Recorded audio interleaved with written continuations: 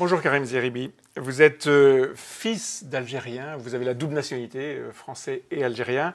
Vous avez été longtemps chef d'entreprise, vous avez représenté la population à Marseille, vous avez été élu, vous avez dirigé la RTM. Aujourd'hui, vous faites beaucoup de commentaires sur certaines ondes. L'entourage d'Abdelaziz Bouteflika a annoncé hier que le président algérien ne se représenterait pas, qu'il restait au pouvoir en attendant de nouvelles élections, mais qu'il ne se représentait pas. C'est une première victoire de la rue.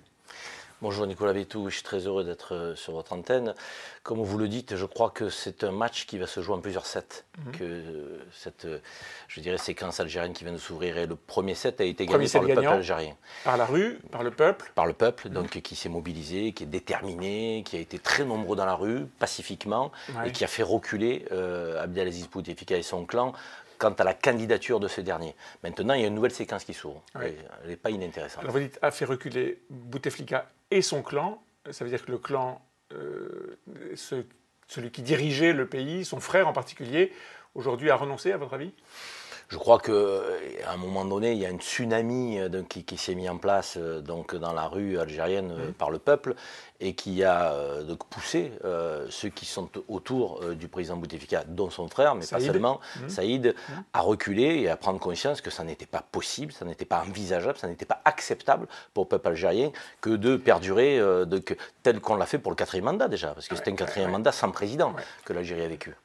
On dit le clan Bouteflika, c'est quoi? C'est l'administration, c'est l'armée, c'est la police, c'est la famille, bien sûr? Beaucoup de choses sont entremêlées en réalité. Il y a une forme d'oligarchie économique qui a fait beaucoup d'argent, qui fait beaucoup d'argent grâce au pouvoir politique, donc qui est facilitateur. Il y a quelques généraux qui sont là aussi des partenaires, j'ai envie de dire, du pouvoir. Et puis il y a des hauts fonctionnaires qui servent l'administration et l'État algérien avec une approche très partie prenante et très partisane, qui est servir les intérêts de ce clan. Globalement, les uns les autres cèdent, donc ils sont interdépendants, donc ils ont tous besoin les uns des autres. Donc c'est ce qui forme, j'ai envie de dire, un peu cet accord, ce compromis depuis plusieurs décennies en Algérie, mais qui ne peut pas satisfaire le peuple. Un compromis qui est ou qui n'est pas démocratique? Est-ce que c'est une démocrature, comme on dit? Est-ce que c'est une démocratie illibérale, comme on dit aussi? Ou est-ce que c'est plutôt une forme de contrôle par un clan, comme on l'a dit tout à l'heure,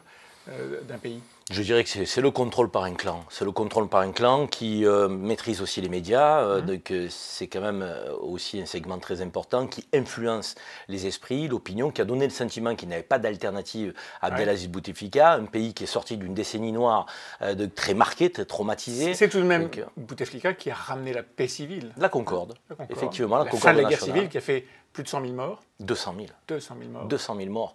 Il a ramené la Concorde, il a indiqué aux Algériens qu'il fallait regarder devant, que les uns les autres ne devaient pas vivre avec ce traumatisme. Et l'Algérie lui en est pas reconnaissante? Si, elle lui a été reconnaissante. Et c'est pour cela que le 4e mandat a pu se faire dans un état de santé qui était déjà très contestable. Très décliné. Mais le 5e n'était pas envisageable, vu l'état de la situation économique du pays, avec une jeunesse qui, pour 65% a moins de 30 ans, une économie en berne, le prix du baril qui est ce qu'il est aujourd'hui. L'Algérie doit se diversifier son économie, investir, s'ouvrir vers l'avenir. Et je dirais la stratégie du clan Bouteflika n'est pas celle-là. Le peuple le sent bien, donc il faut passer à autre chose, il faut ouvrir une nouvelle ère. Autre chose, est-ce que ça peut être le changement de Premier ministre qui a été annoncé hier? C'est le ministre de l'Intérieur qui a été nommé à la tête. Oui, c'est le ministre de l'Intérieur, hein, mais c'est un peu comme chez nous, le ministre de l'Intérieur devient souvent Premier ministre. Donc, ça peut arriver, oui. Ça peut arriver, et briguer après même au-delà. Non, là je crois que c'est quelqu'un qui est proche du clan Bouteflika, Nordine Bedoui. Donc il va continuer la même histoire? Qui va continuer la même histoire. Alors, il y a deux options. Soit il veut gagner du temps pour faire en sorte que quelqu'un d'autre du clan émerge, soit il va gagner du temps pour que le peuple s'apaise, et il va créer les conditions d'un véritable débat. Je crois, de mon point de vue, qu'ils n'ont pas le choix. Ils n'ont pas le choix. Donc c'est la deuxième option qui est la bonne à votre avis? C'est la deuxième option. J'étais en Algérie il y a 10 jours. Est-ce que ça veut dire qu'il n'y a personne dans le clan aujourd'hui, dans l'entourage d'Abdelaziz, qui est capable de prendre la suite? Il y a des personnes de qualité donc en Algérie, notamment le vice-premier ministre qui a été nommé Lamamra, oui. donc, qui est ministre aussi des Affaires étrangères, oui. Qui était à l'ONU, qui a été rappelé, qui est quelqu'un de brillantissime, donc, qui était le représentant de l'Algérie oui. Au Parlement européen quand j'y étais. Mais je dirais, ce n'est pas un homme providentiel que le peuple attend. Il n'y croit plus à l'homme providentiel. Ce qu'ils veulent, c'est une politique, une ligne, une orientation, une nouvelle Algérie, une nouvelle constitution, le code de la famille révisé, une latitude sur l'économie, une économie libérée. Entreprendre en Algérie est complexe. Donc, complexe parce qu'il faut appartenir, ou en tout cas montrer patte blanche à ce clan? Il y a quelques passe-droits, il y a une administration qui est lourde, qui peut être donc, obstruante. Donc, la réalité, c'est qu'il faut aujourd'hui libérer les énergies et faire en sorte que la jeunesse de ce pays puisse entreprendre donc, et s'ouvrir sur le monde. Vous étiez en Algérie il y a quelques jours, vous le disiez. Oui. Vous avez vu quoi? Un peuple très déterminé dans toutes ses composantes. Pacifique. Des femmes, pacifique, très pacifique. Très frappant quand même. Très frappant. C'est très différent de ce qui s'est passé oui. dans d'autres oui. révolutions arabes, oui. entre guillemets. Je dirais que de multiples reprises dans leur histoire. C'est pas de cela dont aujourd'hui ils attendent une réponse. Ils savent que ça coûte. Ils savent que ça coûte. Ce qu'ils veulent, c'est créer un rapport de force politique. Il y a un peuple qui arrive à maturité. C'est pas le premier combat que les Algériens. Les femmes algériennes se sont souvent battues donc pour leurs droits. Les journalistes algériens se sont souvent battus pour la liberté de la presse. Les chefs d'entreprise algériens qui n'étaient pas partie prenante du clan ont souvent revendiqué donc plus de latitude, plus de marge. Donc il y a des composantes de la société algérienne qui se sont agrégées et qui créent une dynamique qui sera, de mon point de vue, inarrêtable. Je dirais que le pouvoir en place n'a pas le choix. C'est le premier acte, le retrait de la candidature. Le deuxième, ça va être une grande conférence nationale. Et le troisième, je l'espère, une candidature, une nouvelle constitution et une présidentielle avec d'ici la fin de l'année avec plusieurs candidats. D'ici la fin de l'année. En tout cas, Abdelaziz Bouteflika reste au pouvoir. Il reste au pouvoir. C'est un peu le revers de cette médaille que l'on présente aujourd'hui. Mais on ne pouvait pas, Nicolas Bétou, envisager une élection présidentielle sérieusement au mois d'avril. D'abord parce que les candidatures n'étaient pas déposées, beaucoup s'étaient retirés, s'étaient désistés avec la candidature de Bouteflika. Je pensais à Ali Benflis, mais pas seulement, donc ancien Premier ministre. Donc il faut permettre à la société civile de s'organiser, de se structurer pour proposer une alternative. Le mois d'avril, c'était trop court. Je crois que ça aurait permis de positionner quelqu'un d'autre du clan sans qu'une réelle, je dirais, opération démocratique ait lieu. Là, on va laisser le peuple algérien s'organiser, se structurer, il arrive à maturité, il faut une véritable élection présidentielle qui ne soit pas incamouflée d'ici la fin de l'année. Une vraie chance. Donc la position de l'armée dans tout ça? L'armée a toujours été forte en Algérie, c'est un élément pivot, un peu régulateur, on le sait, mais ça n'est plus un bloc homogène. Le chef d'état-major qui est nommé aujourd'hui, Gaët Salah, est quelqu'un qui ne peut pas, avec un claquement de doigts, mettre l'armée en mouvement derrière lui. On n'est pas en Égypte.